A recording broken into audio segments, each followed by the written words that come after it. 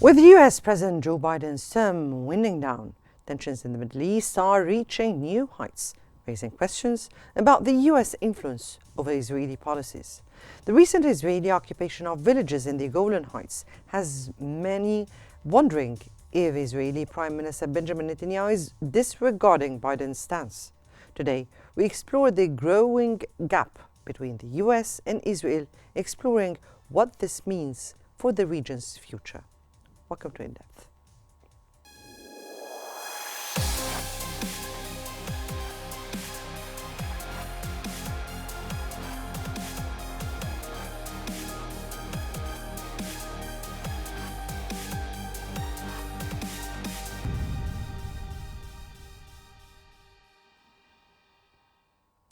US President-elect Donald Trump has stated that Syria is neither America's friend nor its fight. However, it is the fight of America's allies and, just as importantly, its enemies. Mark Champion, a columnist for Bloomberg, stated that what happens in Syria will have a profound impact on both the future course of the Middle East and US interests in the region. This is not a black and white issue. Fundamentally, Trump is right about not wanting to get involved in Syria, and both of his predecessors, Joe Biden and Barack Obama, clearly shared the same view. That is why they limited direct US involvement of preventing Syria's takeover by the Daesh organization group. In the not too distant future, the remaining 900 or so US troops on the ground will likely leave as well.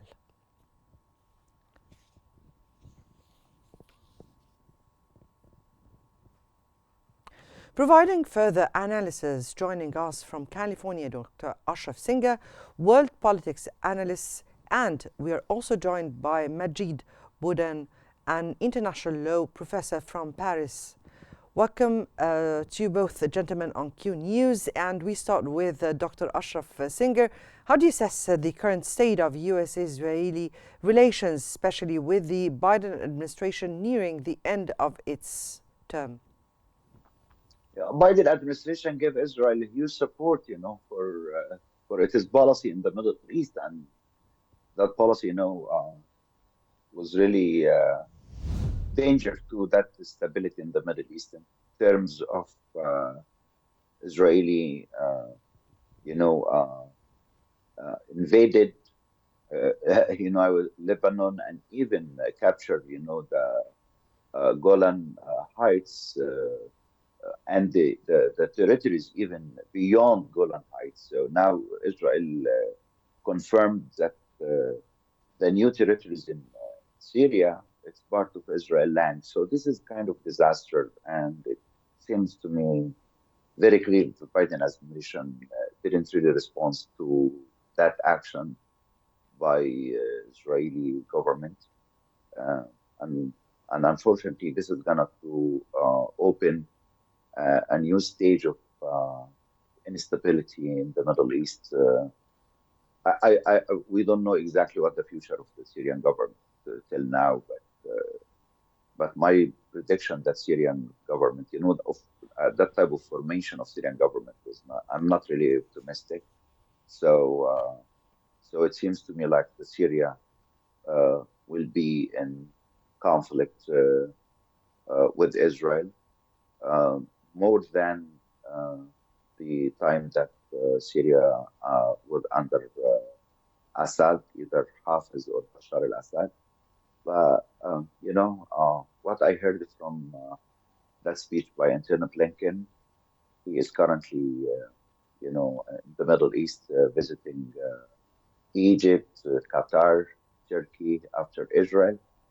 But that administration will leave the office without, giving a solid resolution to the people in the Middle East. But that administration gave us a solid support to Israel. And probably Trump, when he said in the last interview by the time, he said that he has a peace plan for two-state solution, but not like that one he announced it in his in his first term, or he was in the office in 2020. I'm not also optimistic about the new plan by Trump. Probably I have to ask, uh, just as an observer, what type of condition Trump gonna to execute that plan? It's based on the condition of Israelis, or condition of Palestinians, or condition of the Arab world. But the final solution here, I would really to see the Arab League really acting, and acting fastly, to understand exactly what the Israelis gonna to execute in this region, and probably their action gonna to create the degree of Yes, but instability. we're much focusing on the U.S.-Israel relations at this very particular episode. If I may go to you, Mr. Majid, and as a former UN rapporteur on human rights in the occupied Palestine, how would you describe the impact of Israel's recent actions in the Golan Heights on the human rights situation in the region? A situation of catastrophe. The, the Israel now has occupied the Golan Heights since 1973. They made the ceasefire in 74, and they have drawn a line. And now Israel has taken this opportunity of the falling of the Assad regime to cross this ceasefire line, and now they are in depth within the other Syrian territory, very near to Damascus. So this is a continuity of breach of international law, because the occupation of the Golan Heights is a breach of international law. The violation of the ceasefire border, this far line, is a breach of international law, and the continuation to go in depth into the Syrian lands is also another breach of international law. But what happened? The situation is that nobody can, or wanted, or was willing to stop Israel from doing that. It's only protestation. The matter was never being taken to the International Court of Justice, for instance, to establish the facts and establish the law, establish the borders. And the Assad regime has closed its eyes, in fact, on the Golan Heights for half a century.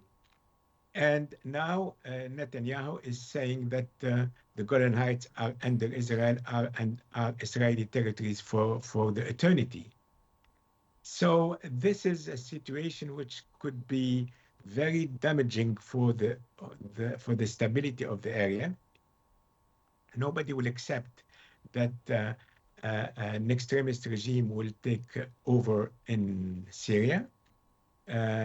Even though the international community now, they are applauding to that the Assad regime has fallen, and which is a good thing for the Syrian people and for the freedom of the Syrian people. But the fact that if we have another regime which is not democratic, which is authoritarian, which has which would like to impose religious concepts on the civil life of the people, will be a disaster for the freedom of the people and for the stability of the region. And we, on the ground, we have several militias and several factions, and for the time being, they were united against the Assad regime. But in the next future, if there is not a civilian government and civilian institution, a democratic institution, they will fight each other, and then we'll go into a turmoil, and then we'll have a destabilized region. And this will impact the whole area. And Yes. Yes, indeed. Dr. Ashraf, if I get back to you here, and do you believe Israel's actions in the Golan Heights reflect a broader strategy by Prime Minister Netanyahu to disregard US influence, or is this more about internal Israeli political motivations? You're right, is completely relevant to the Israeli internal motivation. Golan Heights remain in Israeli foreign policy or Israeli politics or internal politics a focal point in Israel-Syrian conflict. In terms of serving of the Israeli interest to exclude any threats would come or would appear from Syria. In other words, as a global and regional powers, no one really impose it is preference on Israeli to withdraw from Golan Heights. Since Golan Heights, Israeli captured Golan Heights after 1967 war, and even after 1973 war was controlling Golan Heights, and now continue to capture more lands from Syria. It was clear that even Russia, United States, Europe, they didn't really impose Israel to withdraw from Golan Heights. They were close to peace agreement between Israel and Syria under Hafez al-Assad. This is back to Bill Clinton era. Uh, but for approaching, they were approaching, the last point, and it was a disagreement between Israel and Syria, and this is what happened. And this is kind of a statement here in the United States. Every time Israel or United States give an offer to Syrians, to Palestinians, once the Syrians and Palestinians, reject that offer, Israeli Israel move forward to capture more land, either in West Bank or Gaza or Syria, and this is actually the dilemma. Uh, Golan Heights representing the dilemma It, between it, it Israel and it Syria. does, it does, especially when we're speaking here about the U.S. and the will of the U.S. and the influence of the U.S. to to um, to put its influence on the U.S. We'll get back to you, Dr. Ashraf, if I may get back to Mr. Majid here. And from a human rights perspective, how does the international community perceive the U.S. administration's passive stance in response to Israel's occupation of the Golan Heights? Well, I mean, it's a passive position, and this passive position, there is a basic rule. When you become a superpower, you have new obligations. You have the obligation of a superpower. And when you are a superpower controlling a huge part of the economy of the world, of the geostrategy of the world, you have also liability to organize peace and to participate in peace and to protect the weaker parts of this new public or the geostrategy in general. So the people in the Middle East, in fact, are the weak point, the weaker party. So there is an obligation to protect these populations, whether they are the Palestinian population, the Lebanese population, the Syrian population, whether in Syria or in its part, the Golan Heights. So there is nobody has expressed anything. So this is it was forgotten, and the omission under international law, it can engage the liability, the responsibility of the superpowers, of the parties, the states that they have the possibility to act and they don't act. Here, we have to watch that very carefully how it will develop in Syria. The international community cannot accept that by overthrowing a government, the party, the militia, which achieve this change, has not the legitimacy to take power and to seize power and to control power and to exercise power. It's two different things. The fact to overthrow a government or regime is something. The fact to exercise power on a population is a different thing. This is not. There is no legitimacy for these people now in charge of the administration of Syria, of Damascus. They don't have the legitimacy to do that. So it's not. Nobody can allow them to do what they have done. And the most important thing for the U.S. is not to not repeat again what happened in Afghanistan. And what happened in Afghanistan is a complete. It's something unacceptable. It's not acceptable under international law for a superpower to do that, to leave a population like that. Doesn't mean that they have to be there forever in Afghanistan, but at least to organize for a peaceful transition and to create the condition for stability. It's exactly what happened in Libya. Overthrow Gaddafi is something, replacing him by militia fighting each other is a different. And what happened in Iraq? And what happened in Iraq too.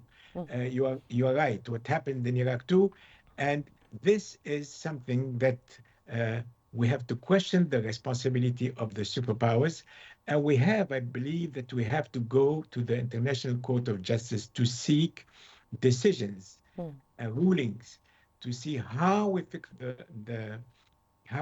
the borders, how we fix the rights, how we fix the timeline to oblige, for instance, Israel to get out from the occupied territories, whether it's in Palestine, in southern part of Lebanon, in the Golan Heights, and we have to have an agenda. And when you have regimes like the Assad regime, who did not do anything for the Golan Heights, and why we have to put the question why the Assad regime, the father and the son, why they didn't do anything. It's only because they wanted to give the Golan Heights, in fact, to forget about them, just to have Syria as a private property and where they were doing whatever they were wishing. So this is a deal which was not announced, but it's a fact. Factually, it's like that. Now the international community cannot accept that a family, whatever in this family, can dispose of the rights of people against international law like that. So we have to review all these matters, and the only part where we have to do that is before the International Court of Justice. Okay. Before we continue, let's take a moment to explore the diminishing influence of the U.S. on Israeli policies as President Biden's term ends, with Netanyahu's actions in the Golan Heights reflecting a growing disregard for American leadership. Let's watch.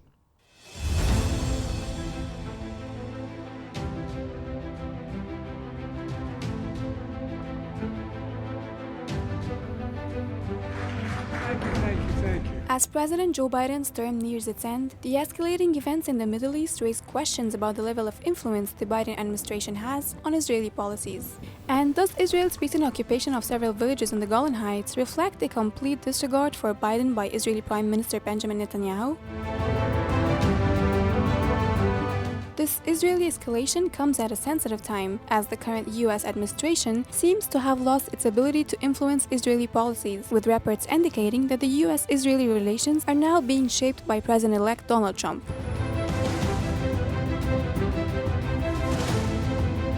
Netanyahu justified the occupation of the Golan and airstrikes on Syrian territories by citing alleged security threats from armed groups, leading to international condemnation. However, the Biden administration has appeared to limit its role to managing diplomatic fallout, with no effective measures to curb Israeli actions.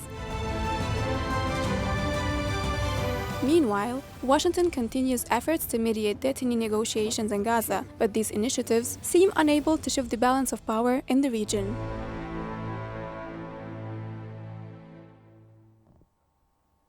Right, welcome back. And Dr. Ashraf, what do you think, or why do you think the passivity of the Biden administration regarding the Israeli action, particularly of what concerns the growing problems and the growing tensions in the Middle East? We have to consider the role of Israel lobby here in the U.S., and particularly in the U.S. Congress, not only on the role of Israel lobby towards the White House, either the president or the current administration. So that lobby is playing a huge role in terms of controlling American foreign policy toward the Middle East. This first. Second, we have to understand, as Americans really respect, any explanation by Israelis about their security. So when they are talking about security, so Golan Heights would be like a major threat to Israel. So we have to capture it. So this is basically Trump, even in 2019, he gave the Israelis the full control of Golan Heights from the perspective that Americans, they recognize Golan Heights, status that Israel now control it at its. It's already the Knesset, of Israel. But we're speaking about this term, Dr. Ashraf, and we're speaking about the tension in the Middle East existing that has never been before as much as it is right now. And we're speaking about passive action from the US regarding the Israeli actions in the Middle East at large. We're speaking about the Israeli actions in Gaza, and the Israeli actions in Lebanon, the Israeli action now in Syria, and we're not optimistic about what's coming up. So why do you think, what is behind this passive or inaction way the US is dealing with? Frankly, I can really get what my colleague in Paris, said. That is, Assad regime never ever was serious to ask, to bring, Golan Heights back to Syria. This is very important, by the way. They were not. They were bluffing. They were not serious in terms of us to get that. And unfortunately, American foreign policy or American thinkers, who dealt with Middle East a long time ago, they didn't give weight to many countries in the Middle East based on their own problem, in terms of they didn't really recover it, and they didn't really build their own institution or even their own military. This is except all that can apply, right. This is can really accept for a few countries, Egypt one of them. Right, Mr. Yes. Clear, Dr. Ashraf, what you're speaking about. Dr. Majid, from your point of view, and briefly, please, do you see the U.S. limited role in addressing Israeli actions as a potential factor in weakening international pressures on Israel regarding its policies in Gaza, Lebanon, and Syria? And definitely, we're speaking about the Palestinian occupied territories at large.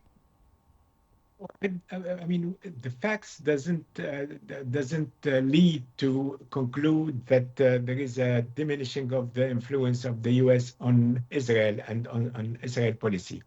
To the contrary, the facts are establishing that there is a policy of the U.S. which is to omit to act to redress the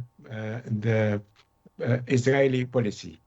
And the U.S. had the power to do that. They have chosen to not act and to omit to act. But we have to understand very clearly that under international law, the omission to act can engage the liability and the responsibility of the state who has the possibility to act and it doesn't act. So it's a very clear policy, chosen policy. It's an assumed policy. But here we have to find the ways how to bring its position toward the region. The US is very involved in the region. They were pleased to see the Russians falling down with the regime in Syria, like the Iranians. But here, we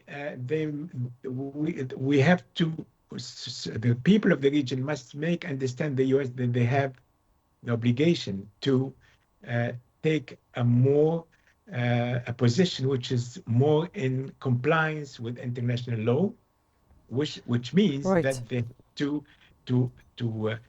stand Yes. with international law to say to Israel, you have to comply with international law. Right. And Right. if they don't do it, the US will lose and the Europeans will lose. Right. Very well. Very well. It's very clear what you said here, and hopefully that would be the case. That was Dr. Ashraf Singer, world politics analyst, and Mr. Majid Boudan, an international law professor. Thank you both, gentlemen, for your insights. And that brings us to the end of today's episode of In Depth.